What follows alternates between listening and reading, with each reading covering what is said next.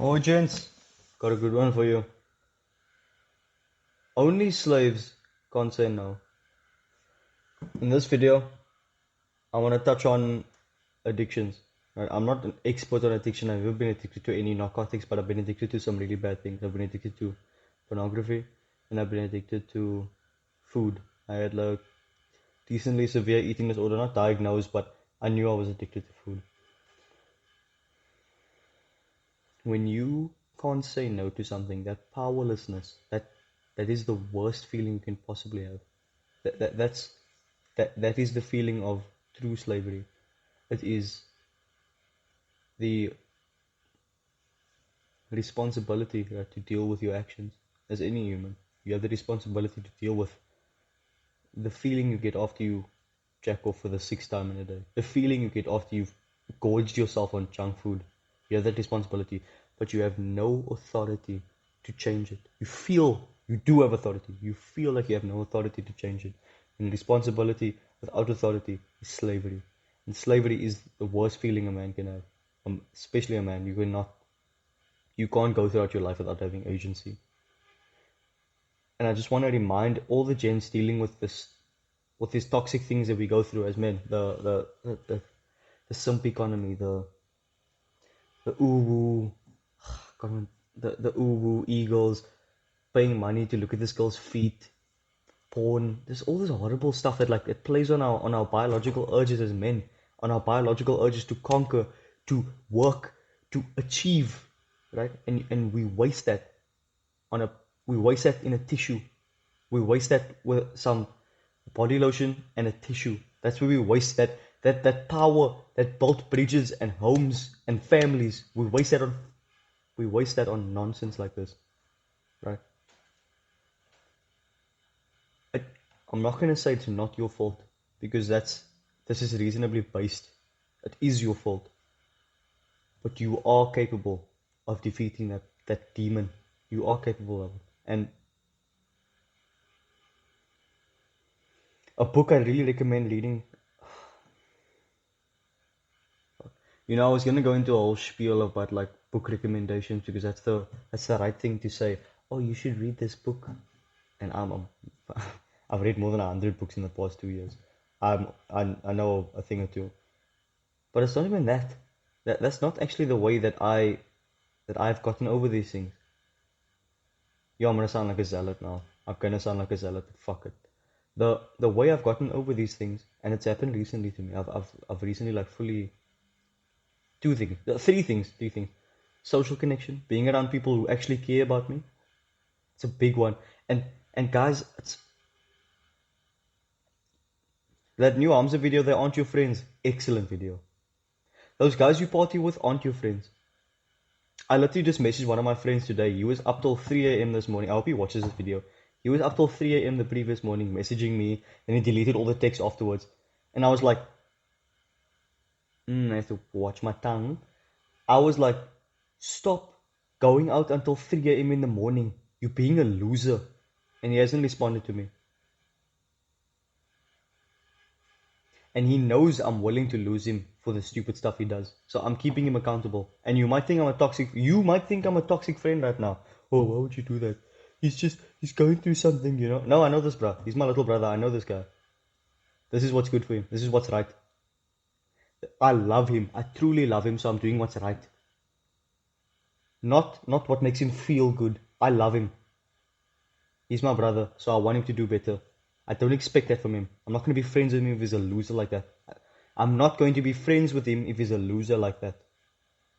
So I want you to think about this. I want you to think about what are your social connections? Are there people who greet you when you walk past? Are there people who say hello? How have you been? Let's go have supper at my place. I'm gonna cook you a meal, bro. How have you been? Yo, I've missed you. Are they friends like that, or are they? Let's go party. Look at this. Look at this stash of weed that I got. Come on. You deserve so much more than that. Social connection is one. The next one was sleep.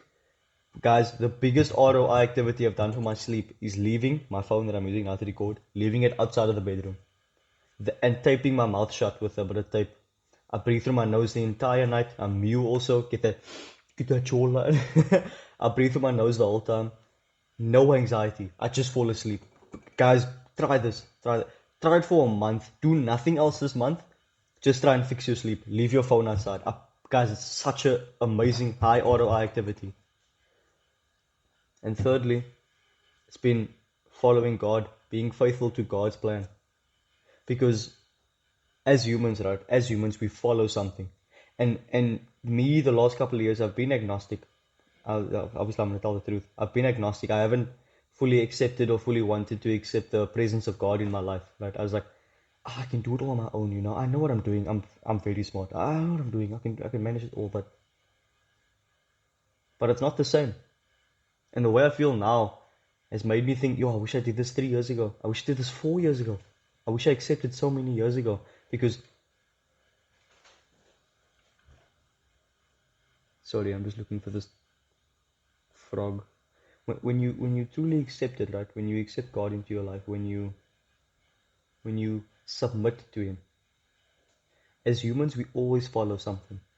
And if your foundation for following something is shaky, it's, maybe God's real, maybe God's not.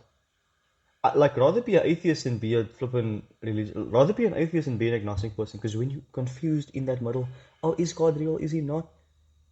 You're susceptible to the enemy. The proverbial enemy, in the sense, just being society's nonsense. Society's bull.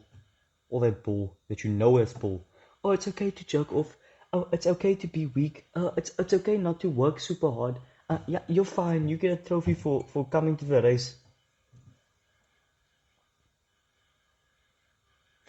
When you have a solid foundation, whether that be extreme atheism, which I don't recommend, but rather that than, maybe God's real, maybe it's not, like pussyfooting around it. When you know for a fact that He's there, that He loves you, right? The emptiness that you try and fill gets filled for you. It gets filled for you, I promise you that, brother. But, yeah,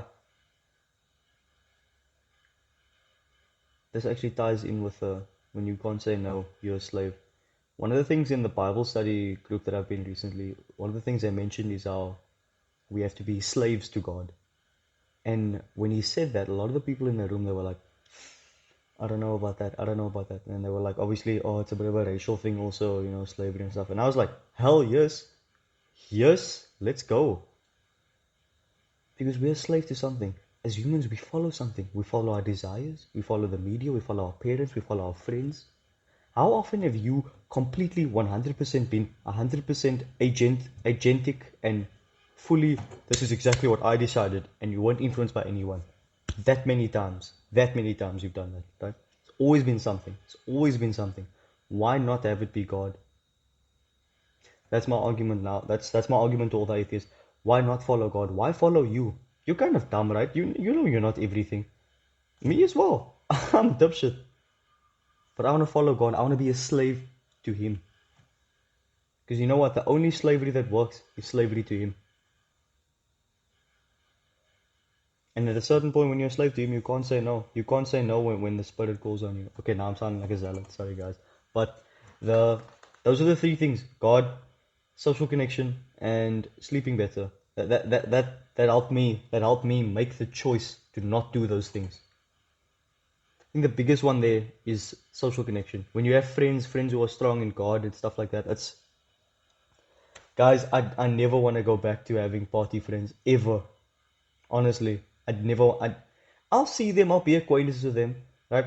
But I won't call those people over to my house and cook food for them. Because they're not the people who serve God with me, basically. I can put it in a short, succinct thing. I need to upgrade my setup. I'm sorry, guys. When I'll fix the whole setup business soon. I'll get like a microphone and stuff because I really want to make better videos for you guys. I really love making videos for you guys, so I want to improve them. But yeah, cheers, gents.